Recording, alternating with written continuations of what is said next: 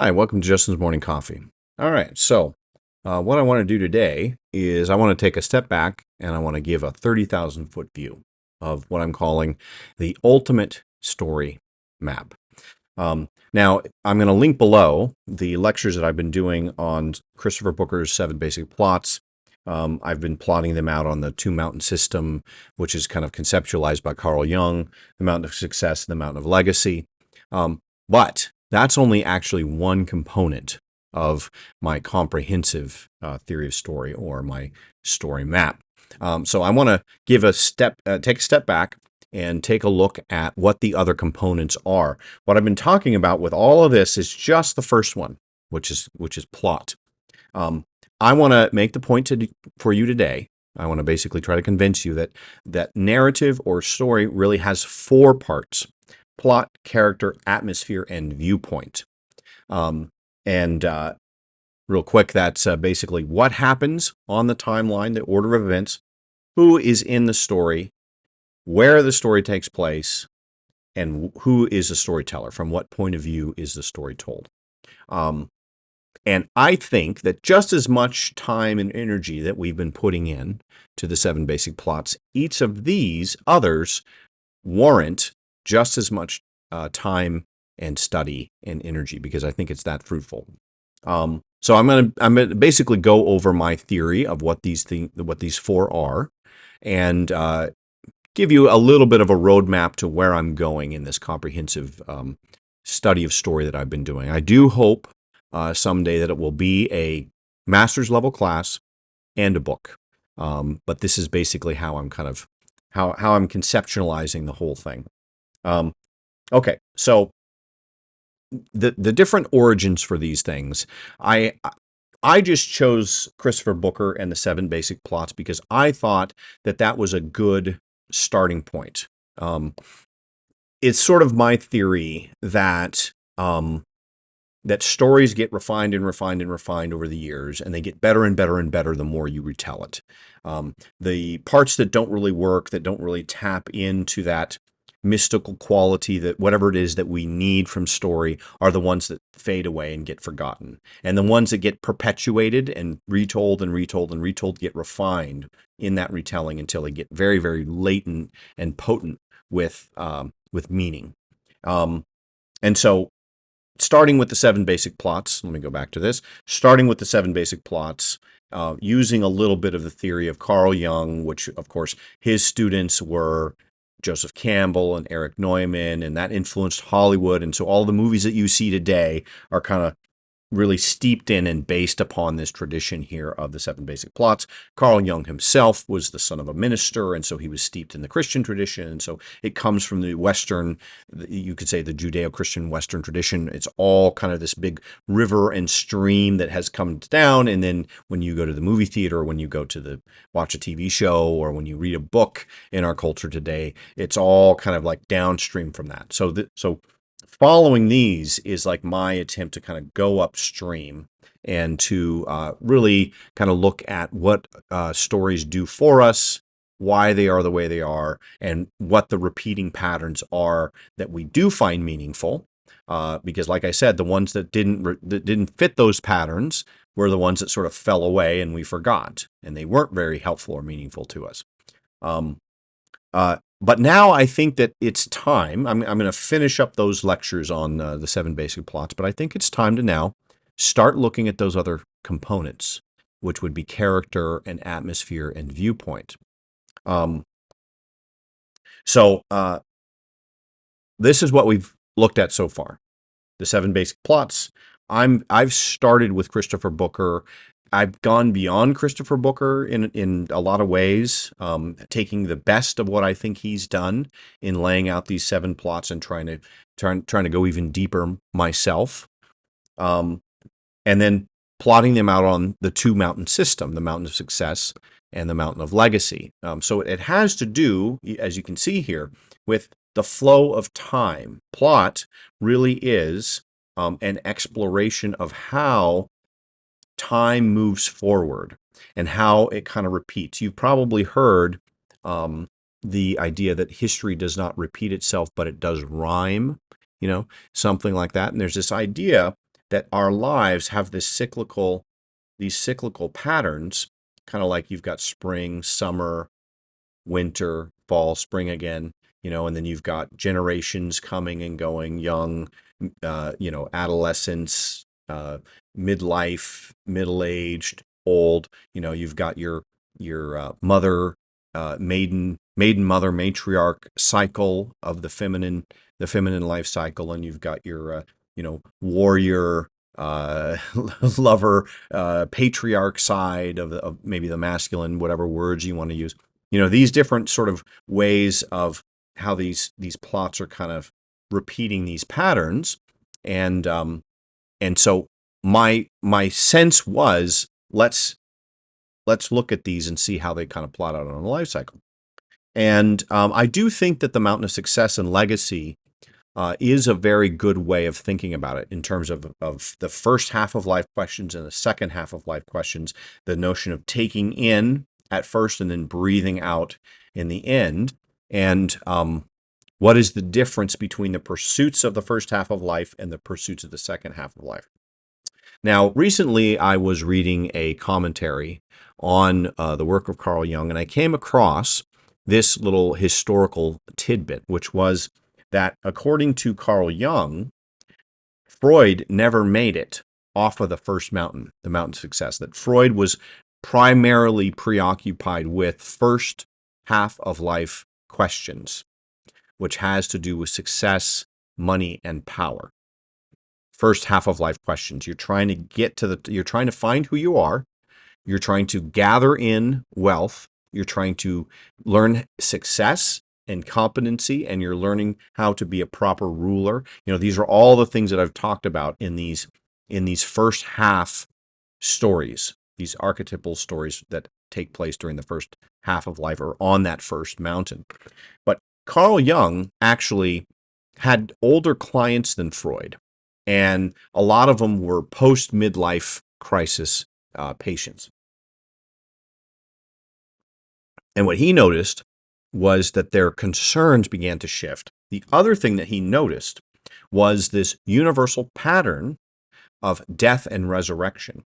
And so when you finally get to the second half, the second mountain, Carl Jung is saying that those are actually different questions in the first half, different concerns. You're not worried about survival like you are in overcoming the monster. You're worried about passing on your knowledge to the next generation.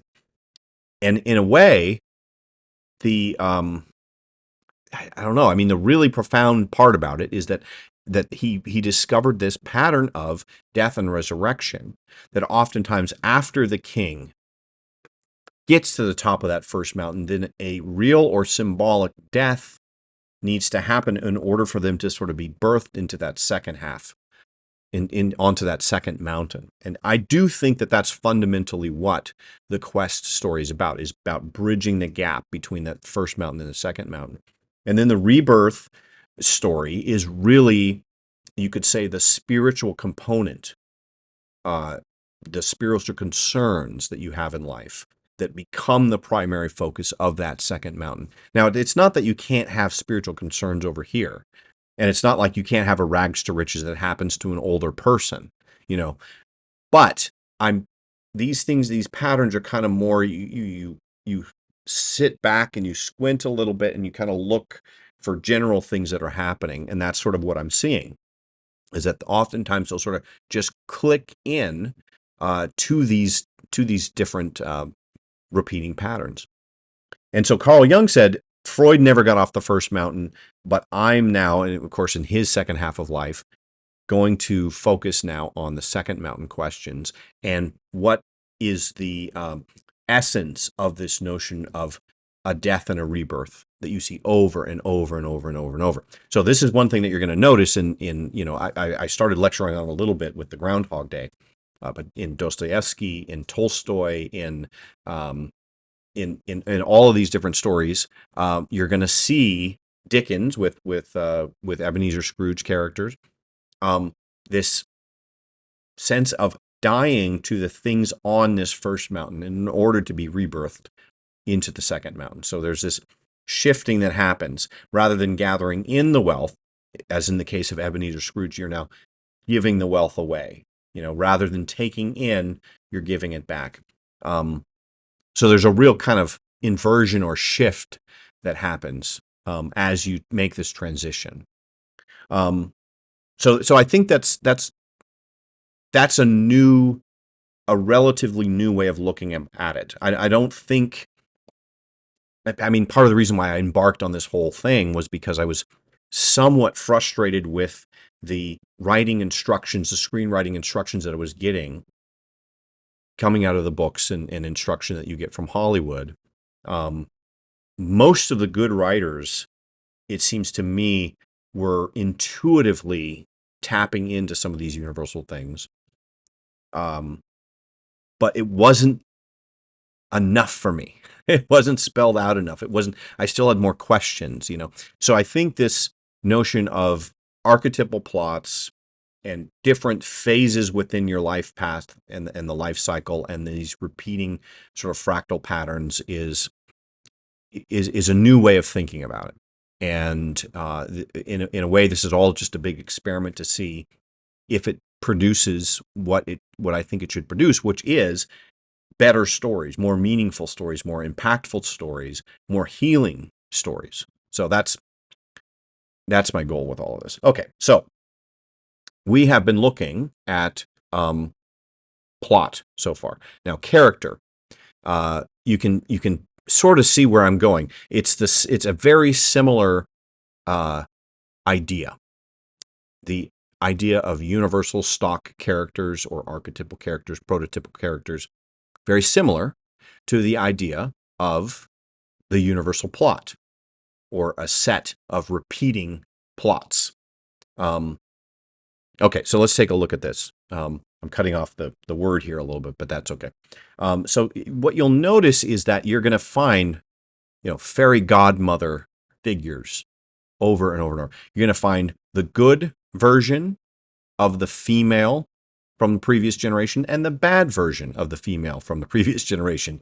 The fairy godmother and the stepmother, the one that has your best interest in mind, and the devouring mother archetype.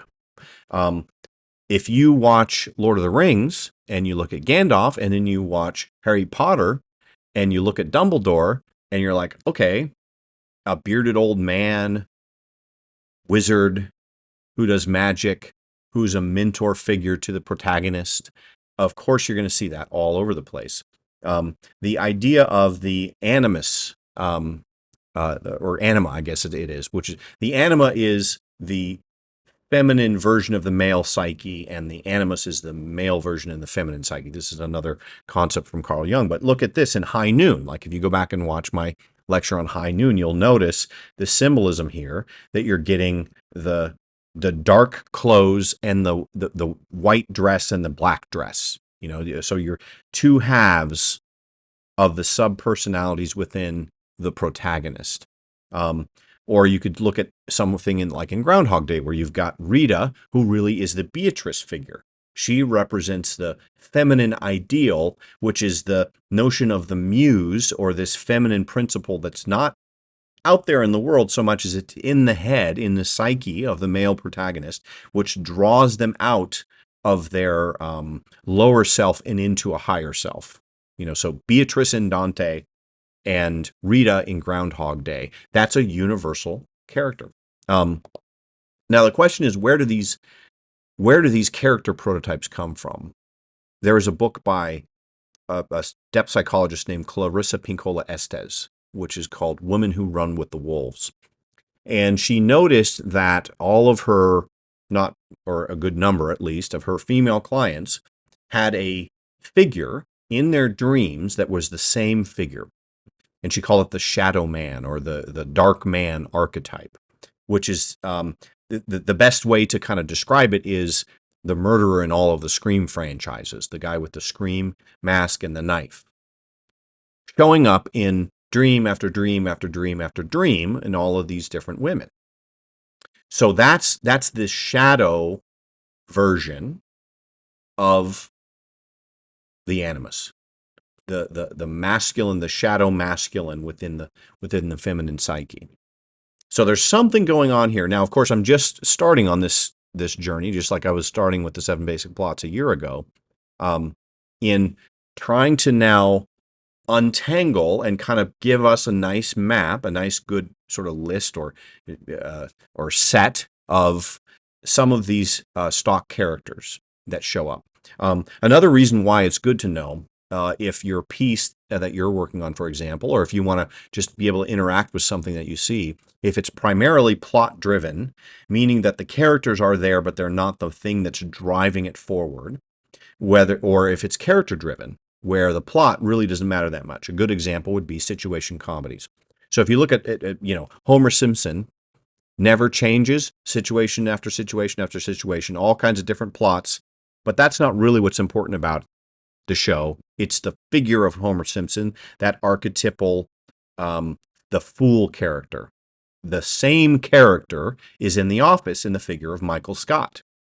So the idea of the authority figure who might be a little pompous or unaware, has a big blind spot, and moving through the world, and we, the audience, can see that they're not seeing the full picture, that they have these blind spots. And that creates the comedy. That creates so whatever situation they go into, they're going to retain those qualities, and that's going to generate the comedy. And so if you were taking the 7 basic plots and saying, I'm going to use this in my sitcom that I'm writing, I would say, well, maybe that's not the universal part that you want to look at. Maybe what you want to look at is the characters. Maybe you really, really need to understand how that works. Now, apparently in Italy, they, around the time of the Renaissance, they would have these traveling plays. And they wouldn't have a plot. They wouldn't really have, scripts written out. But what they would have are these stock characters. They would have the beautiful woman that everybody's always chasing after, which you see a lot in Shakespearean plays. They would have the pompous old man, which is kind of very similar to Michael Scott in The Office. They would have the fool or the jester. They would have all of these different characters with their masks and their costumes, and then they would just basically do an improv of them interacting within different settings and different scenarios. And so in that case, that's the power and meaning of it is in the character. It's not in the plot. It's not in the order of events. So that's what I want to do after we're done with our exploration of the 7 basic plots, is move on to character and start. I'm gonna come up. I use Christopher Booker to kind of categorize some of these archetypal plots. I'm gonna have something similar for character. I'm not exactly sure how that's going to play out yet, but that's my plan. Okay, so what about the atmosphere? Let me go back here. So remember, I said plot. That's what we've been talking about with the 7 basic plots. Character. That's what I just finished talking about. And atmosphere. Okay, so that's what and who. Now we're down to where, which is the atmosphere, the setting of the story.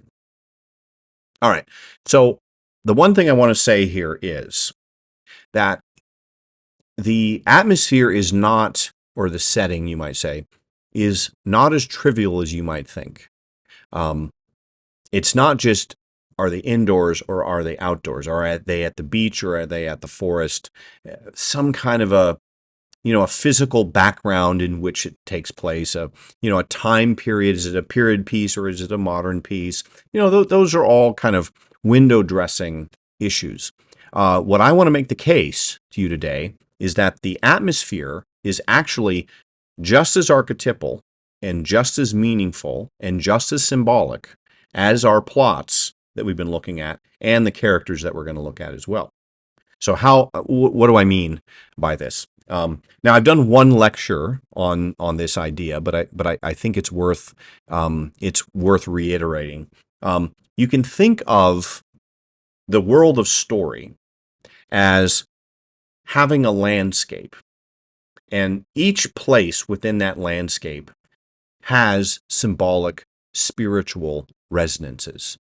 And so a good rule of thumb would be to look at the 3-part structure of the cosmos, which is mountain garden slash paradise, dry land slash world of kings and rivals, and then the sea or the underworld or the domain of the Leviathan, the digestive system of the cosmos. If you look at the maps that authors will draw of their world, and you look at Tolkien's map of Middle Earth, for example, you'll see Middle Earth, you'll see a kind of a garden area, you'll see with the Shire, you'll see kind of a mountain paradise with where the elves live. They kind of live up on the mountains and more of a paradisal existence. And then you'll see the underworld, which is Mordor. So you're looking at essentially a map that includes these different places. Now, of course, I've made the case before that it's my contention that certain monsters live in different monsters live in different parts of that world, of that map.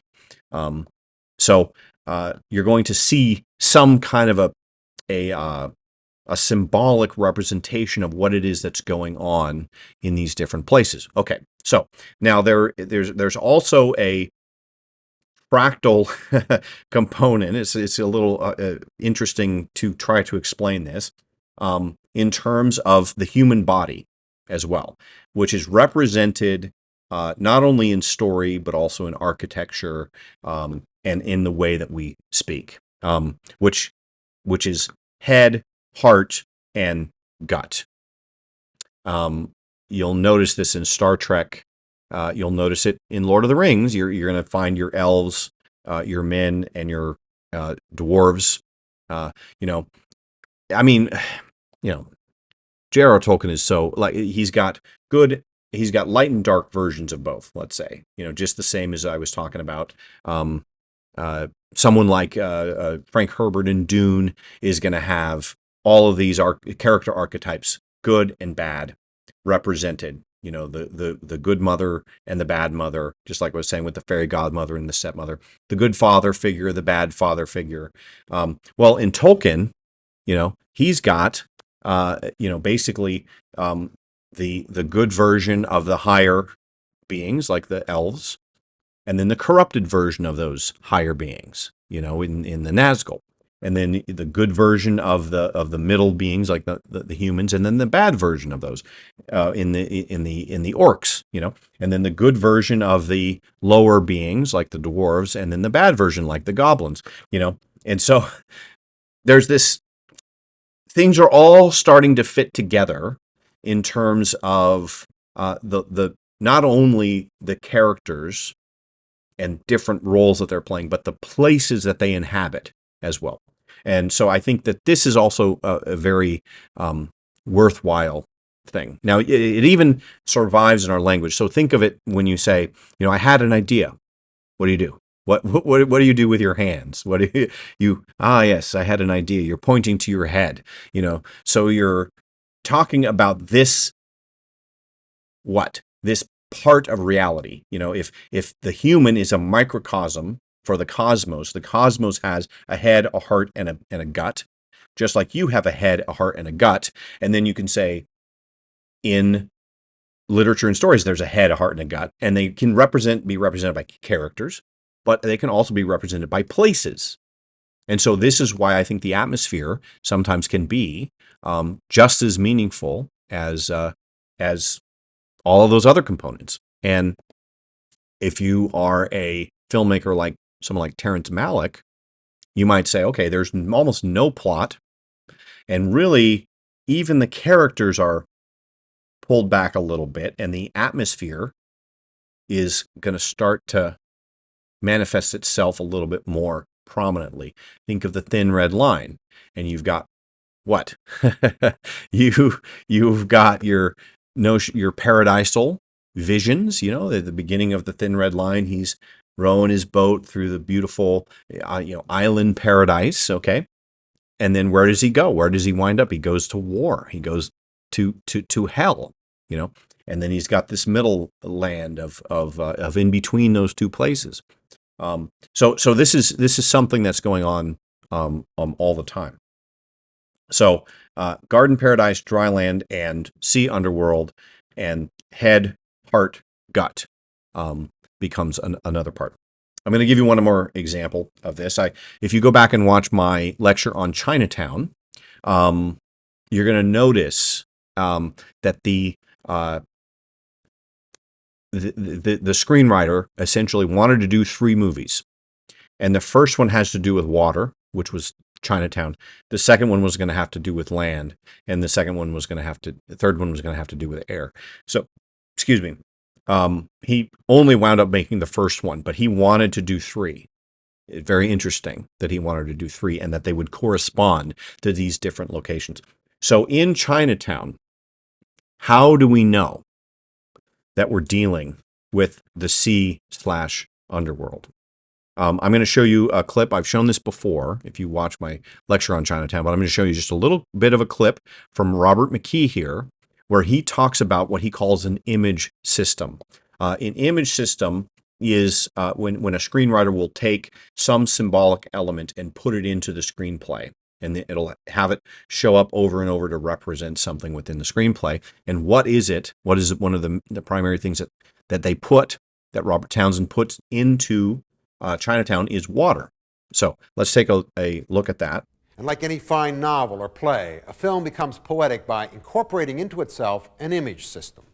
This poetic system must be more than subtle. It must be subliminal. The audience is not to notice. The moment the audience reacts to an image as symbolic, the effect is destroyed. And I'm about to do just that by pointing out that Chinatown has not one, but 4 such poetic systems that weave throughout the film, enriching everything. The first is motifs of water versus drought. And so you'll see and hear constant allusions to drowning, to fish, drinking, beaches, lakes, reservoirs, steam irons, spit, the city's Department of Water and Power. In this film, water is power, and in the hands of a man named Noah. You may think you know what you're dealing with, but believe me, you don't. Why is that funny? It's what the district attorney used to tell me in Chinatown. The second system is sexual cruelty. There's only one instance of loving sexuality in the film. All the rest cause suffering. Adultery, castration, sadism, incest, and horses. A lot of horses, the universal symbol of sexual irrationality. Did you talk to him this morning? No, I went riding rather early. Looks like you went quite a distance. Just riding bareback. Third, blindness or seeing falsely. Photographs, cameras, windows, rearview mirrors, broken eyeglasses, binoculars, sunglasses, and eyes, especially the eyes of the dead. Jake, what are you doing here? Nothing, Morty. It's my lunch hour. Thought I'd drop by and see who dropped dead lately. Yeah? Isn't this something? Middle of a drought and the water commissioner drowns. Only in L.A. Okay, so what do you notice there? He's putting water everywhere. So there's this idea that Noah Cross, the primary villain in this piece, is trying to take our protagonist down into the water, trying to drown him, trying to dissolve him down. Why? Because the protagonist is locked inside of this world that he has created, this underworld. So the Jack Nicholson character is stuck inside of this underworld, and what's down there is salt water and things that are going to dissolve away your identity, dissolve away your physical body. You know, this notion of everything that goes on down in the underworld. So you see, they go down to the ocean. He's got the saltwater pond where the person was drowned in the backyard. They go to Catalina Island. They're eating fish. There's all these different sort of ways to clue us in that the landscape, the setting of Chinatown is the underworld, or is Hades, or is hell, or is Gehenna. You know, it's that bottom part of reality. So it's down here. This is where the story is set, and this is where the character goes. Okay, so plot, character, atmosphere, and viewpoint. We're going to save viewpoint for another video.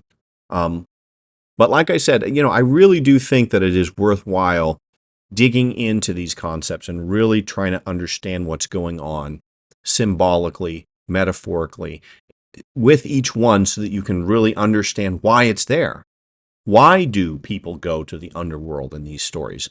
Why is there this three-part system of the landscape of these stories?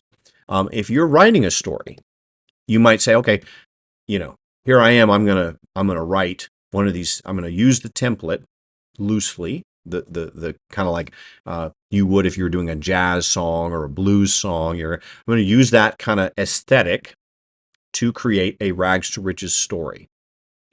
And that's only. And what I'm saying is that's only one part of it. You're going to also want to know about these archetypal, prototypical stock characters as well, and what is their function? How do they work? Why do they do what they do? Why do they show up all the time? And the setting, the places. Are you going to have an underworld in your story? Are you going to have a Middle Earth and a paradise? Are you going to have interaction between those things? Are you going to invert them? Are you going to, play around with those notions or something? Put a variation on it, whatever it might be. But I think it really does behoove us to understand these things. So let's go back now to what it is. All right. So plot is what, character is who, atmosphere is where, point of view is the storyteller, and hopefully this will help you in your movie watching as well. If you're watching a Terrence Malick movie, you're going to want to really, really pay attention to this atmosphere. You're going to notice where it is that these characters go on journeys to. If you're watching The Office, or if you're watching Parks and Rec, or if you're watching another kind of situation comedy, you're going to want to know about these archetypal characters just as much as you would with the plot. So I think they all fit together. And again, this is going to be my ultimate story map, the ultimate story map. And once again, I'm basically using this YouTube channel as a experiment of sorts, and all of you watching as my guinea pigs here to see if these ideas are coming across, if they're resonating with you, and if they're helping you in your creative work. I'm finding that the more people I talk to that are working on writing things, on creating things, on movies and documentaries and novels and short stories, et cetera, that the more I get familiar with things, the easier it is for me to help you make your piece better. The main idea here is to go from an initial idea that you have, and then as you make your second draft, that your second draft is better than your first draft. So many times in my grad school days and early writing days and whatnot, I would find that the second draft is different than the first draft, but you really have no tools of knowing whether or not it's better than the first draft. And what you want is each one to get better. So I think all of these components should really help us. I'm hoping that this is kind of like shining a light on some of this, so you're not just feeling around in the dark and thinking, well, here I'm creating a character, but I'm not exactly sure what they're supposed to say or what they're supposed to do, how I'm supposed to figure out what they're supposed to say and what they're supposed to do, how they're supposed to act in a certain situation or not. And then the ones that just sort of grab you, where it's like, wow, that character is so compelling. I just can't keep my eyes off of that person. That's usually because you've inadvertently tapped into one of these universal, timeless qualities, and it's going to resonate with people. And so I'm just trying to help you see what some of those are, so that your creative endeavors can flourish within that landscape, so that you can use all those things for your benefit, and you're like a tool, so that you know what the tool is for. So that's basically what I'm trying to do here. So thanks for watching, and I'm going to get back to the 7 Basic Plots lectures again soon. I've got a couple in the hopper here. It takes a while when you have a full-time job and you're doing this sort of thing on the side, but I'm still working on it. So thanks for watching.